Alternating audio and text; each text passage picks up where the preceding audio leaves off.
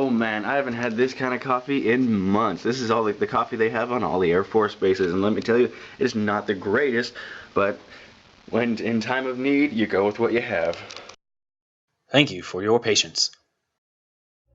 Today's adventure is in Aomori. Aomori is the capital city of the Aomori Prefect in northern Japan. It is located about 1 hour west of Misawa. And getting there is a beautiful sight. Just like on the train, we get to see more of the beautiful Japanese countryside. And also, like we've seen before, there's rice paddies everywhere and little towns scattered throughout. The sign up here, We're trying to find 242. it's still in, But saying we got some 242. beautiful scenery To in the left. meantime. Nancy, I need you to focus. I am focusing. Okay, sorry. We passed through a few toll gates and some tunnels. And then once we arrived in Aomori, we had no idea where we were going. We just decided to drive around for a little bit until we could find something we decided on. And we ended up at the Stone Pier.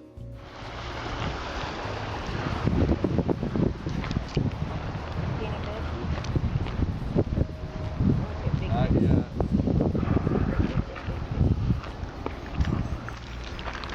Look at that water.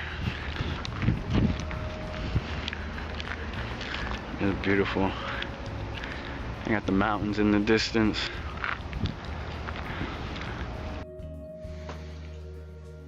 And it was about this time that we decided we were all hungry, but we did not know where to go.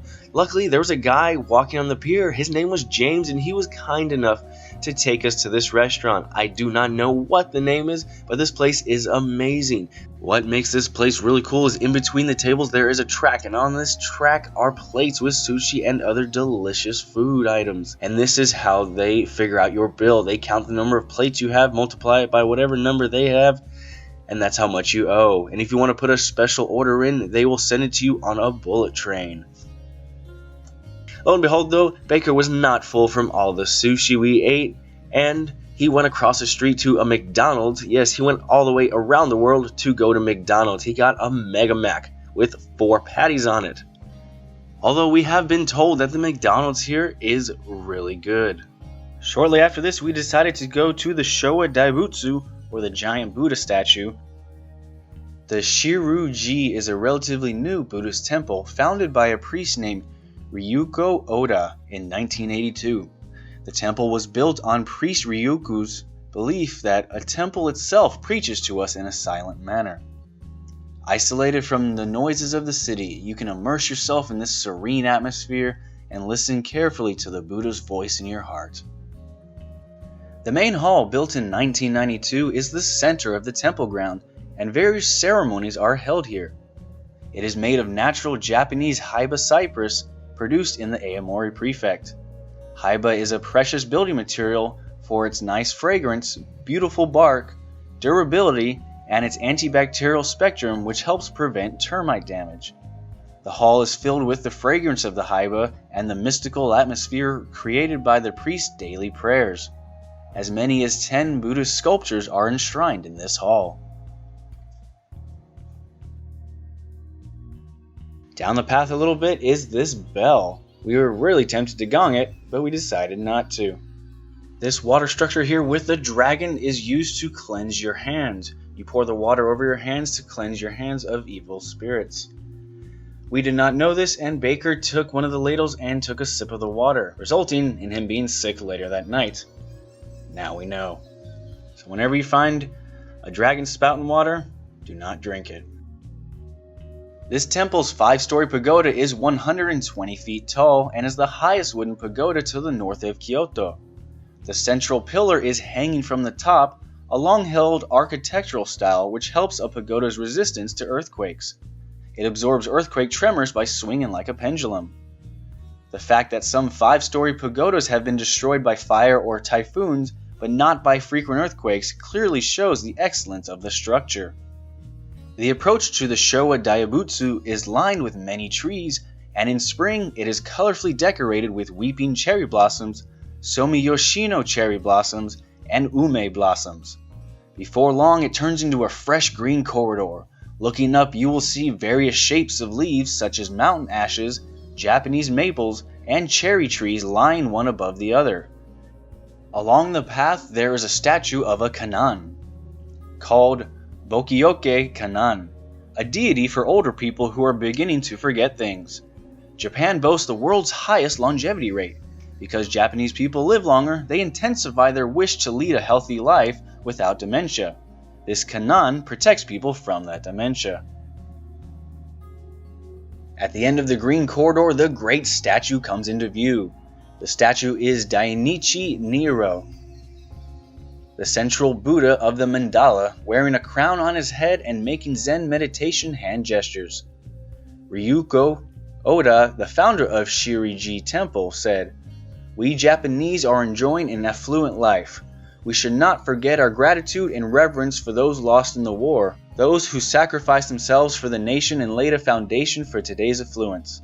However, just paying a visit to Yasukuni Shrine by the Prime Minister has caused considerable controversy in Japan. Then, how about building something symbolic in which we can express our gratitude and pray to those lost?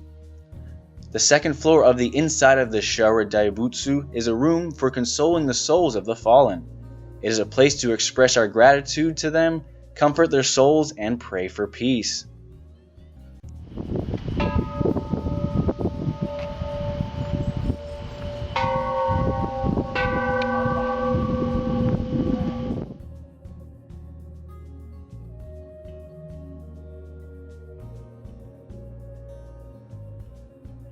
The green corridor continues down the hill to what looks like some gravestones or some kind of monument to honor the ancestors. I'm not quite sure. If you know what they are, please let me know in the comments.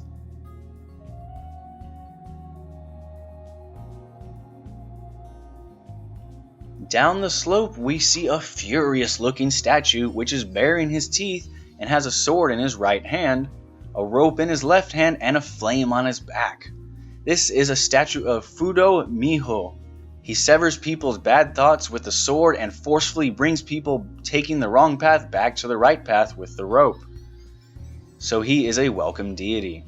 The statue of a priest wearing a sedge hat across the pond is Kobo Daishi, the founder of the Shingon sect, which is one of the many sects of Japanese Buddhism. It teaches people the teachings of esoteric Buddhism. Not only did Daishi spread the teachings of the Shingon sect, but he also energetically worked for the general public by opening the Shugu Shichin, the first university in Japan, and conducting repair work of Miyanoke. He is also known as a prominent calligraphy master in Japanese history. Going up the path from the pond, there is a resting place with a steaming tea kettle, where you can rest and taste Japanese tea free of charge. Inside the house you can order soba, which is buckwheat noodles, coffee, and Japanese sweets.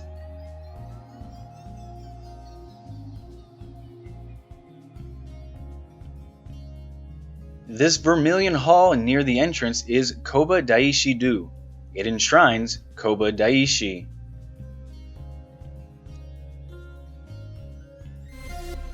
Today's adventure was quite peaceful. If you'd like to see how we got up here, you can click the video on screen.